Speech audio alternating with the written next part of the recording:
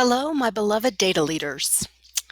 Uh, there was a lot of interest last time in some of the tips and tricks related to technology, so I thought I'd make a short video to teach you a couple of new things. Just to review what we learned last time, we talked about how if you go up here to the top and you're typing in and you want to extend this so that you can see more of it, all you have to do is click in there and literally drag it down to make the box bigger so that when you're typing, you can see everything that shows up in the box.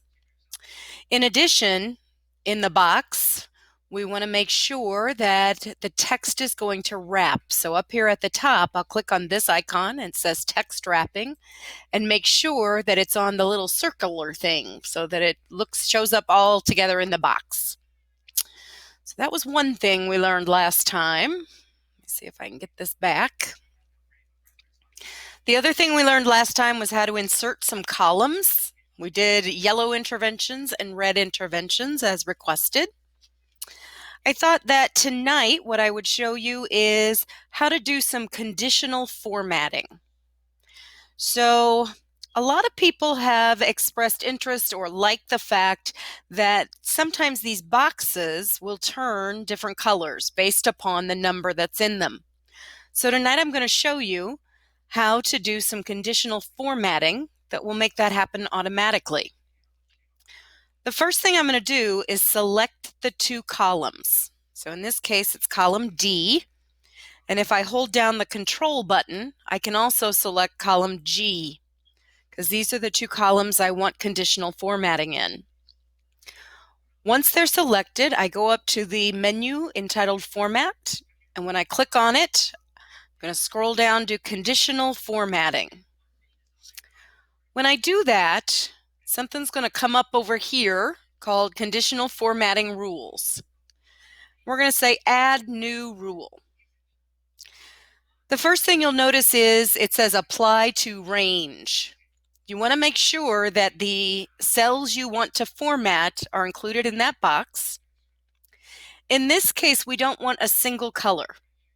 We want a color scale. So I'm going to click on that button. And I'm going to go to the preview. And I'm going to select the one that's green to yellow to red. Now I have to do a little adjusting because for whatever reason, Google sees the larger numbers as red and the smaller numbers as green. So we have to fix that. I'm going to go over here to where it says minimum value, and I'm actually just going to put in number. You'll see that there's a 0 in the box, and we know that in our scale, the 0 is red. And so I'm going to go down and select a pretty shade of red for that. The midpoint on our scale is a 2 because we have a scale of 0 to 4.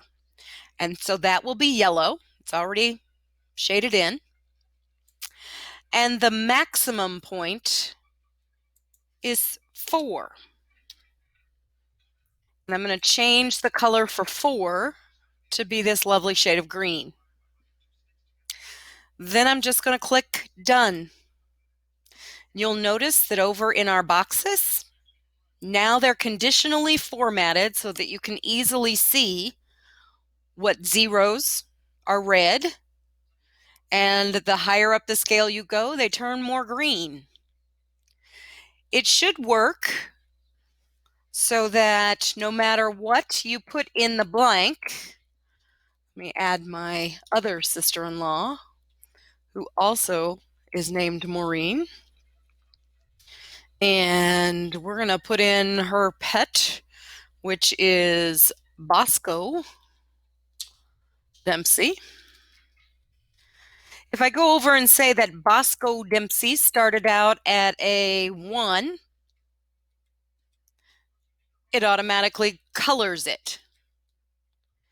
And we're going to say that Bosco ended up at a 2, and it automatically colors it. So that's a short tutorial on how to do conditional formatting.